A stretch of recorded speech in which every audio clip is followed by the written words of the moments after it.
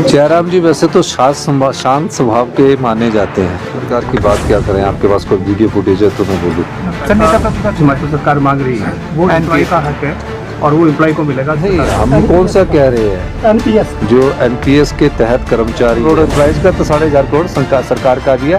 जिन्होंने OPS opt किया उनके लिए, जिन्होंने एनपीएस ऑप्ट किया उनके लिए नहीं हम बोल रहे हैं। सर, एक बैठक हुई है जयराम जी वैसे तो शांत स्वभाव के माने जाते हैं। पूर्व मुख्यमंत्री जी को जब विपक्ष में चले गए तो बहुत गुस्सा आने लग पड़ा है, और मेरा ये मानना है कि उनके स्वभाव में गुस्सा नहीं है। लेकिन आजकल आप देख रहे हो माननीय राजस्व मंत्री के खिलाफ उन्होंने एक अच्छी टिप्पणी नहीं की, जो अच्छा नहीं लगता एक पूर्व मुख्यमंत्री के मुंह से और पूरे विपक्ष के नेता के रूप में। कांग्रेस पार्टी का विधायक दल इसकी निंदा करता है।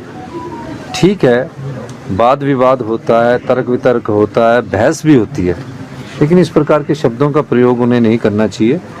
हमने इस प्रकार के शब्दों का कभी प्रयोग भी नहीं किया। लेकिन ठीक है, कई बार तंज कसे जाते हैं, उसको बुरा नहीं मानना चाहिए, और सभा पटल पर ही तंज कसे जाते हैं। तो मेरा मानना है कि इस प्रकार की भाषा का उन्हें प्रयोग नहीं करना चाहिए। सर, आज विधेयक भी पारित हुए हैं, उसमें अगर बात की जाए जैसे भू संपदा वाला हुआ तो उस पर विपक्ष ने आपत्ति जताई। देखिए, लोकतंत्र के कई स्तंभ होते हैं। जुडिशरी अपना स्तंभ है, एग्जीक्यूटिव अपना स्तंभ है, और जो राज्य सरकार के कानून के तहत होता है, कंकरेंट लिस्ट होती है, उसके तहत हमारा जो काम होता है उसके तहत कार्य किया जाता है। तो ये राजनीतिक भाषण होते, कानूनी प्रक्रिया के अनुसार इस पर बात नहीं की गई, तो इसमें कोई दो राय नहीं है। प्रशासनिक शक्तियां हमने अपने एग्जीक्यूटिव जगह से ली है। सर, भाजपा के कल के प्रदर्शन को लेकर जो अनुमति दी है सरकार ने, वो बरकरार रहेगी कि नहीं? भाजपा के, देखिए, अखिल भारतीय विद्यार्थी परिषद ने को मार्च की कोई परमिशन नहीं मिली थी, और वो उन्होंने रास्ता रोका, 3 घंटे तक आम जन का रास्ता रोका। फिर एक महिला पुलिस, जब वो बैरिकेड तोड़कर विधानसभा की तरफ आ रहे थे तो एक महिला पुलिसकर्मी को चोट लगी, 2-3 महिला कर्मी और हुए। उससे पुलिस विभाग ने उस समय जब स्कफल होता है तो थोड़ा बहुत उनको पीछे की तरफ धकेला, क्योंकि पुलिस पर ही कहीं वो अटैक ना कर दे। तो इस दृष्टिकोण से उसको हमने देखा है। सरकारी कर्मचारी, चाहे पुलिस के कर्मचारी है, चाहे महिला पुलिस कर्मचारी है, उनका एक दायित्व कानून व्यवस्था को बनाने का भी है, और कानून व्यवस्था बनाने वालों पर ही अगर आक्रामक हो जाए तो उसका कौन ध्यान रखेगा? वो हमारी सुरक्षा के लिए, लेकिन उनकी सुरक्षा के प्रति भी उन्हें पुलिस को उत्तरदायी होना पड़ता है। तो कुछ स्कफल होता है, और ऐसे छात्र जीवन में ऐसा कभी होता रहता है।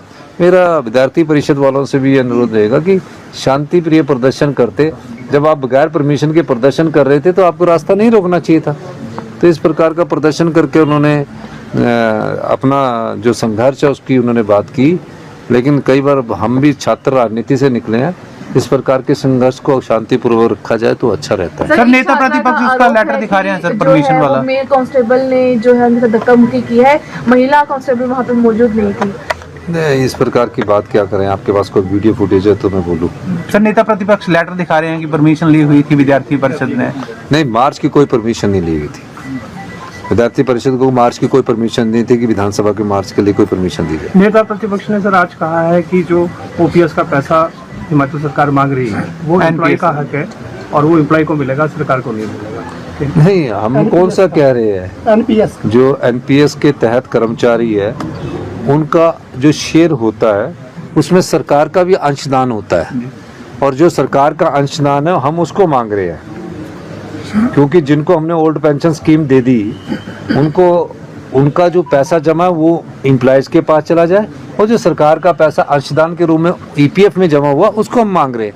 9,000 करोड़ रुपया है, 1,500 करोड़ एम्प्लॉयज का, तो 1,500 करोड़ सरकार का भी है। जिन्होंने ओपीएस ऑप्ट किया उनके लिए, जिन्होंने एनपीएस ऑप्ट किया उनके लिए नहीं हम बोल रहे हैं। सर, एक बैठक हुई है 11 तारीख के कार्यक्रम को लेकर। नहीं, देखिए, 11 तारीख को हमने पार्टी की बैठक की, विधायकों की बैठक की। 11 तारीख को पड्डल के ऐतिहासिक मैदान में आपदा प्रभावित परिवारों की और कांग्रेस पार्टी के 3 साल की जनसंकल्प रैली होने जा रही है, सम्मेलन होने जा रहा है।